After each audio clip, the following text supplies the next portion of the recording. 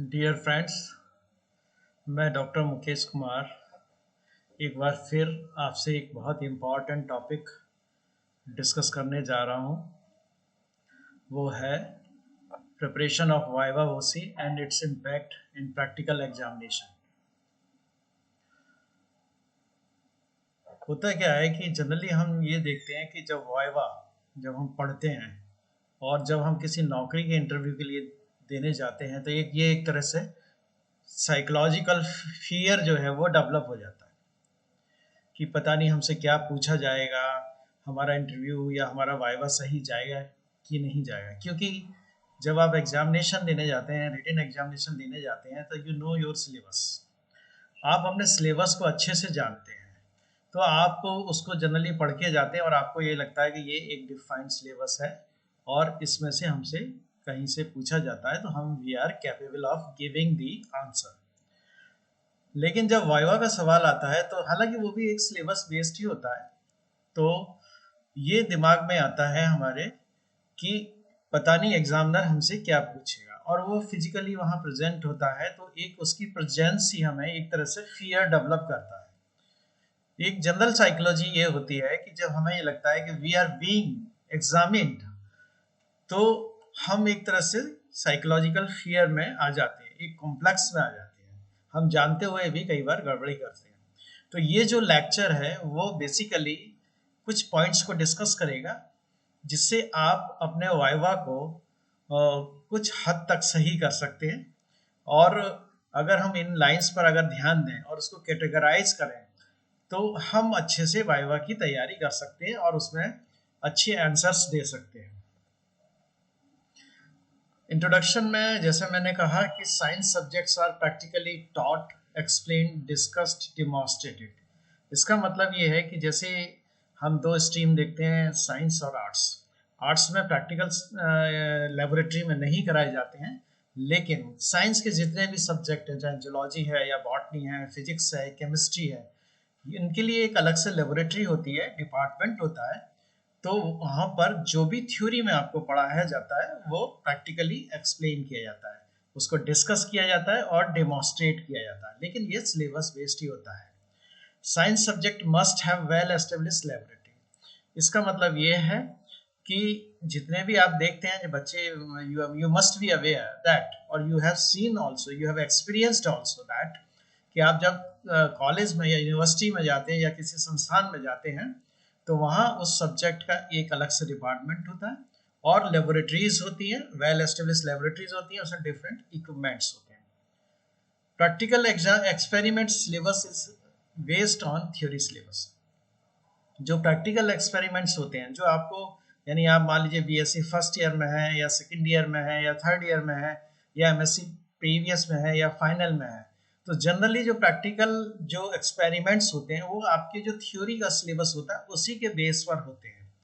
यानी जो भी आप थ्योरी में पढ़ते हैं वो प्रैक्टिकल एक्सपेरिमेंट सेपरेट कर करके आपको दिखाए जाते हैं और आप खुद भी उनकी प्रैक्टिस करते हैं और उनको प्रैक्टिकली सीखते हैं। उस कॉन्सेप्ट को, जो थ्योरी का जो कॉन्सेप्ट है, जो थ्योरी के पेपर्स हैं, उनको प्रैक्टिकल लेबोरेटरी में आप उनको सीखते हैं। इंट्रोडक्शन में फिर आगे हम यहाँ बताएंगे आपको कि practical experiments concept is explain. जैसे मान लीजिए आप जब जैसे थ्योरी की क्लास अटेंड करके गए, फिर आप प्रैक्टिकल की क्लास में जाते हैं तो वो एक्सपेरिमेंट्स आपके सिलेबस में होते हैं। अब एक्सपेरिमेंट को हम कैसे समझते हैं और कैसे करते हैं, दिस इज वेरी इंपॉर्टेंट। जैसे मान लीजिए आपको कोई एक्स एक्सपेरिमेंट दिया, तो उस एक्स एक्सपेरिमेंट का पहले आपका जो कंसर्निंग प्रोफेसर है वो उसके कॉन्सेप्ट को एक्सप्लेन करता है कि वाई, इसका क्या कॉन्सेप्ट है ये एक्सपेरिमेंट। जैसे फॉर एग्जांपल के तौर पर, जैसे आपको हीमोग्लोबिन का मेजरमेंट करना चाहते हैं ब्लड में, तो आपका प्रोफेसर ये बताएगा व्हाट इज हीमोग्लोबिन, हीमोग्लोबिन है क्या और उसका रोल क्या है बॉडी में, इसको क्यों करना चाहिए। तो जैसे कॉन्सेप्ट इस तरह से वो आपको एक्सप्लेन करेगा। फिर उसका ऑब्जेक्टिव है, ऑब्जेक्टिव का मतलब, मुझे इसका मतलब ये हुआ कि to measure the haemoglobin in the given blood sample, यानी जो आपको ब्लड सैंपल दिया गया है उसके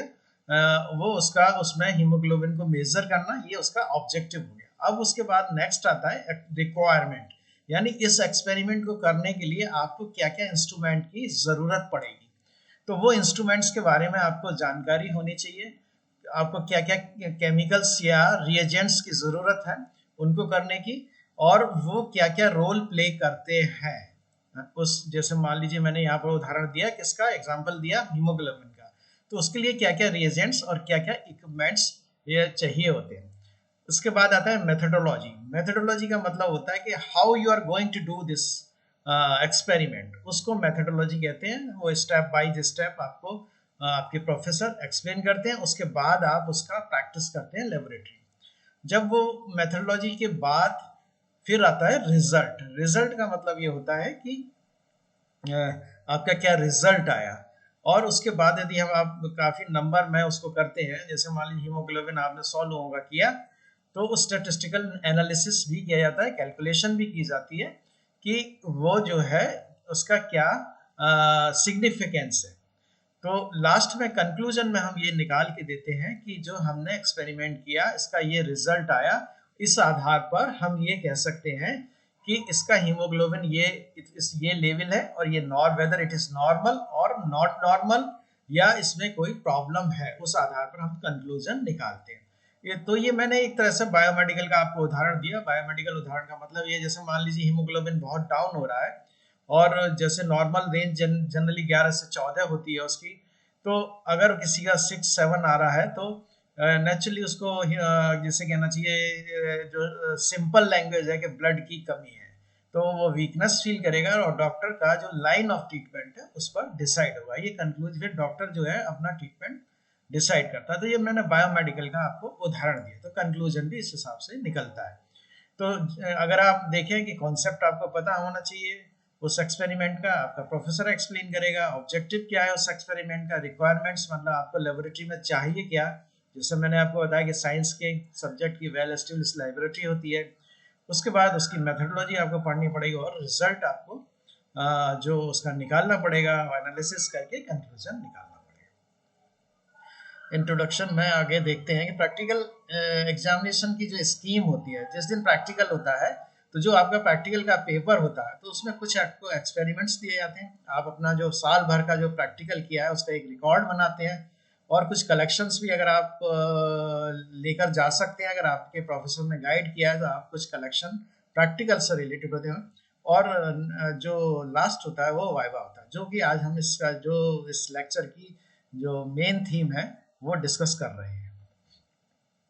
अब आता है स्ट्रक्चरिंग ऑफ वाइवा। जैसा मैंने आपको बताया कि एक साइकोलॉजिकल बहुत ज्यादा एक फियर होता है, तो अगर हम वाइवा की स्ट्रक्चरिंग कर दें तो हो सकता है कि हमारा वाइवा 60-70% हम उसको बेटर बना सकते हैं। जैसे स्ट्रक्चरिंग का मतलब क्या है, हम जनरली कोई भी स्टूडेंट जाता है तो वो इस तरह से तैयारी नहीं करता, वो सोचता है जो भी एग्जामिनर पूछेगा मैं उसका, अगर मुझे आता होगा तो मैं जवाब दे दूंगा, अगर नहीं आता होगा तो मना कर दूंगा। तो इसमें क्या होता है कि अच्छे से अच्छे स्टूडेंट भी डिफीट खा जाते हैं, मात खा जाते हैं, और उनका वाइवा अच्छा नहीं होता। तो स्ट्रक्चरिंग यहाँ पर हम कैसे करेंगे, जैसे आपको एक्सपेरिमेंट्स दिए गए, मैंने अभी आपको डिस्कस किया कि प्रैक्टिकल में हम एक्सपेरिमेंट करते हैं, तो जो भी आपके कोर्स में प्रैक्टिकल्स है, हर प्रैक्टिकल से लेकर, अगर हर प्रैक्टिकल को इंडिविजुअली अगर हम डिस्कस करें तो उससे 5 से 10 क्वेश्चंस बनते हैं। जैसे उसका कॉन्सेप्ट क्या है उस प्रैक्टिकल का, है ना, उसका ऑब्जेक्टिव क्या है, उसकी रिक्वायरमेंट क्या है, उसकी मेथोडोलॉजी क्या है, उसका रिजल्ट की सिग्निफिकेंस क्या है ना, वो रिजल्ट आया कम है ज्यादा है, क्यों ऐसा रिजल्ट आया, या बिल्कुल नॉर्मल है, तो उसकी यदि अगर हर एक्सपेरिमेंट के बारे में हम इस तरह से जो 8 या 10 सवाल बनते हैं या क्वेश्चंस बनते हैं, इनको हम याद कर लें और उसको अच्छे से उसका कॉन्सेप्ट को समझ लें, तो फाइनल एग्जाम में अगर एक्सपेरिमेंट बेस्ड पर आपको एग्जामिनर पूछता है तो यू कैन गिव वेरी सटीक आंसर, और आप उसको बहुत अच्छे से आंसर दे सकते हैं। तो अब आगे हम उस दिन प्रैक्टिकल डे वाले दिन क्या करेंगे। प्रैक्टिकल डे वाले दिन आपको कुछ एक्सपेरिमेंट्स आपके पेपर में आएंगे, प्रैक्टिकल पेपर में आएंगे, और वो सारे प्रैक्टिकल्स नहीं होंगे, उसमें से आपके 5-6 जो भी उसका स्ट्रक्चरिंग होती है, स्कीम होती है एग्जामिनेशन की, उसके बेसिस पर ही आएंगे। और तो हम क्या करेंगे, उस दिन जो प्रैक्टिकल्स हमको मिले हैं हम उन पर फोकस करेंगे और उनके जो उन एक्सपेरिमेंट्स के कॉन्सेप्ट और ऑब्जेक्टिव, रिक्वायरमेंट और उसकी मेथोडोलॉजी और उसका फाइनली रिजल्ट और उसकी सिग्निफिकेंस, यानी हमें मान लीजिए 5 एक्सपेरिमेंट उस दिन मिले हुए हैं अलग अलग सिलेबस में से, जो सिलेबस पर बेस्ड है, अलग अलग सेक्शन में से, आपके प्रैक्टिकल के सिलेबस में से। तो हम 5 प्रैक्टिकल्स को वहीं थोड़ा सा अपना कूल माइंड से 10 मिनट में ये डिस्कस कर लेंगे, अपने दिमाग के अंदर ही ये सोच लेंगे कि these are the question. Generally ये 15 20 40 30 40 जो क्वेश्चंस बनते हैं, यानी कॉन्सेप्ट और उसका ऑब्जेक्टिव और उसका आपका मेथोडोलॉजी, रिक्वायरमेंट, ये अगर हम अच्छे से समझ लेते हैं, और वो आपको करने भी पड़ेंगे, वहां आपको अपनी कॉपी में लिखने भी पड़ेंगे। तो अगर प्रैक्टिकल से रिलेटेड, एक्सपेरिमेंट से रिलेटेड आपसे कोई भी प्रश्न पूछा जाता है, और जनरली पूछा जाता है कि भाई आप एक्सपेरिमेंट ये कर रहे हैं तो इसके बारे में आप बताइए, तो you can give the answer, आप आंसर दे सकते हैं। क्वेश्चन रिलेटेड टू एक्सपेरिमेंट, जैसा मैंने आपको बताया कि ये एक फर्स्ट स्टेप, अगर हम कैटेगराइजेशन या स्ट्रक्चरिंग ऑफ वाइवा करें तो ये एक कैटेगरी बनती है, जिसमें हमने आपको बताया concept, objectives, requirement, methodology and significance of result. तो अगर हमने उस दिन के 5 या 6 एक्सपेरिमेंट्स आपको जो दिए गए हैं, 5-6 एक्सपेरिमेंट जो भी दिए गए हैं, तो इनके बारे में वहां हमने सोच लिया कि भाई मैं ये, इसका कॉन्सेप्ट ये है, इसका ऑब्जेक्टिव ये है, इसकी रिक्वायरमेंट ये है, मेथोडोलॉजी ये, एक्सपेरिमेंट जो आप लिखेंगे, नेचुरली आप कॉपी में लिखेंगे तो आपको पता होना चाहिए, और जो इससे रिजल्ट निकले इनकी सिग्निफिकेंस ये। तो ये नंबर 1 स्ट्रक्चरिंग, जिसे हम एक कैटेगराइजेशन करके इसमें अपने वाइवा को बेहतर बना सकते हैं। अब आपका जिसे कहते हैं कि ये जब बच्चे 20-25 बच्चों का जो भी बैच होता है, यूनिवर्सिटी का जो भी सिस्टम होता है,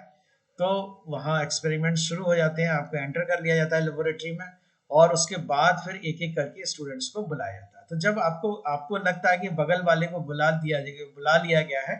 तो साइकोलॉजिकली आपको भी डर लगने लगता है। तो no need to get fear, अगर आपको डरने की कोई ज़रूरत नहीं है, आप थोड़े से काम हो जाइए, आपकी प्रिपरेशन अच्छी है, अगर आपने अच्छे से सिस्टमेटिकली साइंस को पढ़ा है आप, और प्रैक्टिकली आपने एक्सपेरिमेंट्स किए हुए हैं, तो डरने की ज़रूरत नहीं है, और माइंड को कूल रखिए, तो आप बिल्कुल काम हो जाइए। क्योंकि अगर आप ज़्यादा डरेंगे तो आपको जो भी कुछ आता है तो उसकी भी भूलने की संभावना रहती है। Take your records things to the examiner desk, जैसे ही आपका कॉल आता है आप एग्जामिनर डेस्क पर जाइए, और वो आपको वहीं बिठाएंगे, अपना रिकॉर्ड ले जाइए। Your record should be well arranged, आपका रिकॉर्ड जो है वो अच्छे से अरेंज्ड होना चाहिए, यानी उस पर पूरा नाम, आपका क्लास, सेक्शन, बैच और ईयर प्रॉपरली लिखा होना चाहिए। रिकॉर्ड में सारे जो भी एक्सपेरिमेंट्स है प्रॉपरली दे शुड बी, आपने पहले से लिखा होंगे, दे शुड बी रिटन, और उनकी इंडेक्सिंग वगैरह होनी चाहिए, नीट एंड क्लीन होना चाहिए। वाइवा कंडक्शन बाय एग्जामिनर, फिर जैसे ही एग्जामिनर आपका वाइवा शुरू करता है, साइकोलॉजिकल फियर आपको लगता है, लेकिन you have to control yourself, और काम होना है आपको, और जो भी क्वेश्चन आपको अब वो पूछेगा उसके लिए तैयार रहना है। Anything can be asked from entire syllabus of theory and practical, यानी पूरे सिलेबस जो थ्योरी और प्रैक्टिकल का है, कुछ भी आपसे पूछा जा सकता है। ये ही एक मेजर डर का कारण होता है, क्योंकि सिलेबस बहुत वाइड होता है, तो कोई भी, इवन जो भी अच्छा खासा उसका एक्सपर्ट होता है, वो ये दावा नहीं कर सकता कि पूरे सिलेबस में से कुछ भी पूछा जाएगा तो मैं बता दूंगा। तो स्टूडेंट को डर लगना स्वाभाविक होता है, लेकिन फिर भी हम जो उसके लिए हमको तैयार रहना है। Generally it begins like this, कैसे शुरू होता है एग्जामिनर, जो मेरे को एक्सपीरियंस रहा है और जो मैंने एग्जामिनर्स के डिफरेंट पैटर्न्स को स्टडी किया है, तो वो जनरली ऐसे शुरू होता है, जैसे ही आप वहाँ पहुंचे, आप बैठे, आपने रिकॉर्ड रखा, what were you doing, examiner पूछता है आप क्या कर रहे थे। तो आप इसको लाइटली मत लीजिए कि बड़ा ऐसे ही कैजुअली पूछ रहा है, यानी योर वाइवा हैज बिगन, यानी आपका वाइवा शुरू हो चुका है। तो आप बिल्कुल ये बताइए, जैसे आप कोई एक्सपेरिमेंट कर रहे थे, या स्पॉटिंग कर रहे थे, या कोई और दूसरा एक्सपेरिमेंट कर रहे थे, तो आप उसको बताइए sir I was doing this, है ना। अब इसकी 90% संभावना ये रहती है कि जो आपने बताया कि मैं ये कर रहा था, तो उससे वो प्रश्न पूछ सकता है। क्वेश्चन कैन बी आस्क्ड, वो पूछ सकता है। जैसे हीमोग्लोबिन, आपने कहा सर मैं हीमोग्लोबिन मुझे दिया है, मैं उसका मेजरमेंट कर रहा था ब्लड में, तो ही विल आस्क, पूछ सकता है कि व्हाट इज हीमोग्लोबिन। अब आप हीमोग्लोबिन का टेस्ट कर रहे हैं, if you are not knowing कि व्हाट इज हीमोग्लोबिन,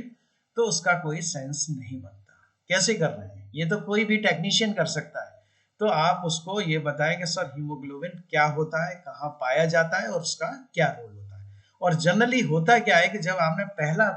आंसर दे दिया, तो उसी से रिलेटेड वो दूसरा क्वेश्चन भी आपसे पूछ सकता है। जैसे उसने आपने कहा सर हीमोग्लोबिन सब ब्लड में मिलता है, आरबीसी में मिलता है, तो वो पूछ सकता है कि हीमोग्लोबिन का क्या फंक्शन है बॉडी में। तो आप उसको बता सकते हैं सर ये ऑक्सीजन कैरियर का काम करता है, या इस तरह से आप उसको एक्सप्लेन। तो अगर आपने उस जैसा मैंने आपको प्रीवियस स्लाइड्स में बताया उस एक्सपेरिमेंट के बारे में, उसका ऑब्जेक्टिव क्या है, कॉन्सेप्ट क्या है, उसकी सिग्निफिकेंस क्या है, तो इस तरह से आप इस प्रश्न का या इस कैटेगरी में जब वाइवा आपका प्रोसीड हो रहा है और जैसे ही आप पहुंचे उसने कहा व्हाट वर यू डूइंग, तो एक अच्छे से आप आंसर दे सकते हैं। It may be some experiment और स्पॉटिंग, ये जैसे मैंने आपको बताया कि आप एक्सपेरिमेंट है या स्पॉटिंग जो भी कुछ कर रहे हैं उसके बारे में आप बताएंगे, तो हो सकता है वो उसके बारे में आपसे पूछ ले। अब यहाँ पर एक सोचने वाली बात है कि जो आपका इतना बड़ा थ्योरी के 3 पेपर थे बीएससी लेवल पर, एमएससी में आपके 6 पेपर होते हैं, तो वो लिमिट हो गया ना। एक आपसे ये पूछ लिया उसने कि आप क्या कर रहे थे, तो वो थ्योरी के 6 पेपर फिलहाल इतना बड़ा स्कोप उसने आपके सामने नहीं रखा, है ना। आपको इतने बड़े उसमें पेरिफेरी में नहीं ले गया वो कि भाई मैं इनमें से पूछ रहा हूँ, उसके मन में जो आया कैसे ही पूछ रहा हूँ, तो वो कहीं भी अगर ऐसे ही जनरली पूछ लेता तो आपके लिए मुश्किल होती। तो ये अपॉर्चुनिटी आप अपने हाथ से ना जाने दें, ठीक है। तो आप जो भी एक्सपेरिमेंट कर रहे हैं उनको बताइए। आगे जैसे concept of experiment, why experimented detail and significance, ये मैंने आपको बताया कि जब आपसे पूछा जाए कि आप क्या कर रहे थे, तो वो कोई भी एक्सपेरिमेंट जो कर रहे हैं उसको बताइए, और उसको क्यों कर रहे हैं, एक्सपेरिमेंट डिटेल अगर आपसे पूछा जाए तो उसको बताइए, और सिग्निफिकेंस उसका महत्व है वो उसको बताइए। What you have study, next question ये हो सकता है कि वो पूछे एग्जामिनर, जैसे आप रिकॉर्ड वगैरह लेके गए कि आपने क्या स्टडी किया, क्या पढ़ के आए आप आज के लिए। तो नॉर्मली बच्चे ऐसे होते हैं कि इतने डरे हुए होते हैं, वो कहते हैं सर पूछिए कुछ भी। मेरा ये मानना है कि ये एक सही स्ट्रेटेजी नहीं होती है किसी भी स्टूडेंट की, कि आपने ये कहा सर पूछिए। अब पूछने का मतलब आपके 3 पेपर बीएससी लेवल पर और एमएससी लेवल पर 6 पेपर, तो आप ये कह रहे हैं पूछिए, और इतना बड़ा आपने उसको एरिया दे दिया कि वो 6 पेपर एमएससी लेवल पे कुछ भी पूछ सकता है, और प्रैक्टिकल को भी इसमें इंक्लूड कर लीजिए। ऐसे ही बीएससी लेवल पे आपने 3 पेपर्स का दे दिया, तो वहां भी आपको इतना पूछ सकता है। तो अगर उसने किसी भी पेपर को टच किया और वो आप उसमें कंफर्टेबल नहीं है, कंफर्टेबल भी है लेकिन वो इतना बड़ा है सिलेबस, तो आप यू कैन नॉट आंसर। तो इसका एक बेस्ट जो स्ट्रेटेजी है जो मेरे दिमाग में आती है कि you choose very small topic. आप कोई छोटा टॉपिक चूज करें, जैसे कि फॉर एग्जाम्पल के तौर पर कि सर मैं जो है ब्लड ग्रुप पढ़ के आया हूँ कि ब्लड ग्रुप क्या होते हैं और ब्लड ग्रुप को कैसे डिटेक्ट किया जाता है लेबोरेटरी में। तो अब आपने ये छोटा टॉपिक है वो सिलेक्ट कर लिया, तो इस आधार पर वो फिर क्या होगा कि जब आप ये स्टडी करके आए, जब उसने खुद ही पूछा है, तो वो बताएगा अच्छा बताइए ब्लड ग्रुप कितने प्रकार के होते हैं। तो आप जो है आसानी से बता सकते हैं सर ब्लड ग्रुप 4 प्रकार के होते हैं, कैसे किया जाता है। अब आपने पहला क्वेश्चन जो है अच्छे से आंसर कर दिया, तो वो दूसरा क्वेश्चन भी पूछेगा कैसे किया जाता है। तो फिर आपने अगर लेबोरेटरी में अगर उसको किया है या पढ़ा है, तो आप उसको बता सकते हैं। तो यही मैंने इसीलिए लिखा है कि tell small topic which you have studied well, explain well the question based on the your topic being asked by exam. अगर आप मान लीजिए दूसरी तरफ ये सोचेंगे सर मैं पूरी बायोकेमिस्ट्री पढ़ के आया हूँ, अब बायोकेमिस्ट्री इज वेरी ह्यूज, अगर आप देखें, या मैं सर टैक्सोनॉमी पढ़ के आ रहा हूँ, तो वो अगर टीचर भी उसको नहीं बता सकता है कई बार, क्योंकि ये बहुत ह्यूज जिसे कहना चाहिए सिलेबस होता है, बड़ा होता है, और उसका जहां मन किया उसने वहां से पूछ लिया। तो इसलिए क्या है, छोटा टॉपिक बताइए जिसमें यू आर कंफर्टेबल, और उसका एक्सपेरिमेंटल, अगर वो एक्सपेरिमेंट से रिलेटेड है तो उसका एक्सपेरिमेंटल जो वो भी है कॉन्सेप्ट है उसको समझा सके और उसकी सिग्निफिकेंस समझा सके। तो ये दूसरी कैटेगरी है कि अगर एग्जामिनर आपसे पूछता है कि आप क्या पढ़ के आए हैं तो इसमें आप छोटा टॉपिक बताइए। वाइवा बेस्ड ऑन रिकॉर्ड, तीसरी कैटेगरी आती है कि जो आपके रिकॉर्ड के बेस पर वाइवा, जैसे आप रिकॉर्ड उसके सामने आपने पेश किया और उसने जो है आपके रिकॉर्ड को देखना शुरू कर दिया। अब रिकॉर्ड में आपके 150-200 पेजेस लगे हुए हैं जो आपने एक्सपेरिमेंट के तौर पर लिखे हुए हैं, अलग अलग जो पूरा सिलेबस को कवर करते हुए आपने पूरा प्रैक्टिकल का रिकॉर्ड उसमें बनाया है। अब ये क्या है कि वाइड रेंज देता है एग्जामिनर को, जैसे ही वो पेज पलट रहा है मेरे हिसाब से, या जो मुझे ऐसा लगता है कि जैसे वो किसी भी पेज को पलटते हुए उसने कहीं वो रुका और वहीं से उसने प्रश्न पूछा, तो इसमें थोड़ा डिफिकल्ट रहता है क्योंकि आप भी जितना भी पूरा प्रैक्टिकल का सिलेबस है उसका जरूरी नहीं है कि आप पूरी मास्टरी इसमें आपको हो। हालांकि कुछ बच्चे काफी अच्छा करते हैं, तो इसमें बड़ा थोड़ा सा ये रहता है कि कहीं से भी आपको प्रश्न प्रश्न जो है पूछा जा सकता है और वो सही भी हो सकता है और गलत भी हो सकता है। Any page can be opened, examiner can ask question from anywhere from the record, और वो कहीं से भी कोई प्रश्न पूछे। Viva based on collection. अब चौथी जो कैटेगरी आती है कि आप जैसे कोई कलेक्शन लेके आए,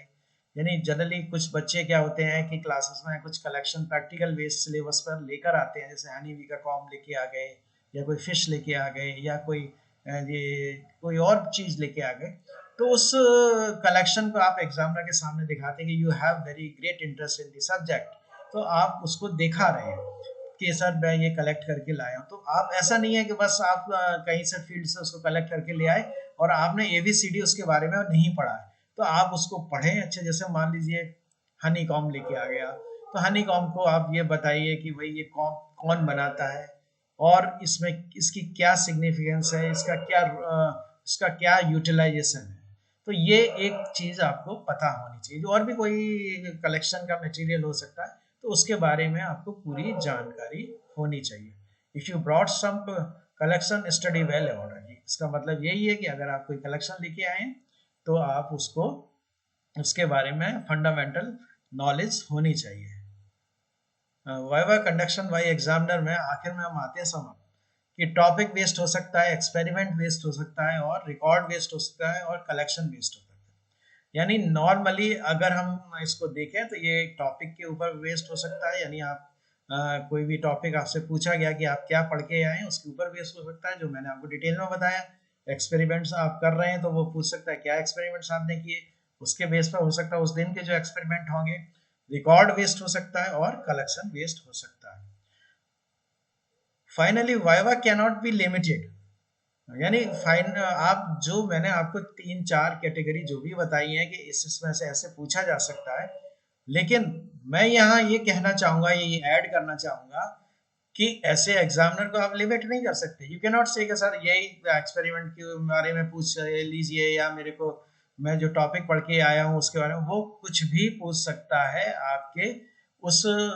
ईयर के जो सिलेबस है थ्योरी के बेस पर या प्रैक्टिकल के बेस पर, वो कुछ भी पूछ सकता है।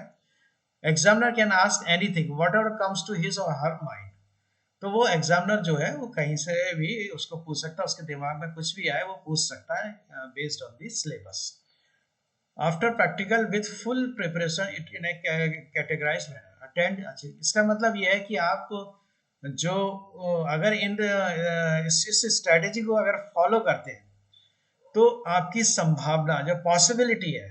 एक अच्छा वाइवा होने की, वो काफी हद तक उसकी पॉसिबिलिटी बढ़ जाती है। Finally good viva impresses examiner which results in very good scoring in practical examination. जो मैंने आपको ये स्ट्रेटेजी बताई है, आप अपनी खुद भी स्ट्रेटेजी बना सकते हैं, तो इससे आपकी संभावना अच्छी हो जाती है कि आप जो है अपने प्रैक्टिकल जो एग्जामिनेशन है अच्छा स्कोर कर सकते हैं। अच्छा, एक चीज और मैं आपको यहाँ ऐड करना चाहता हूँ, वो ये कि कई बार क्या होता है कि आपको प्रैक्टिकल में आपको जो एक्सपेरिमेंट्स मिले वो खराब हो गए,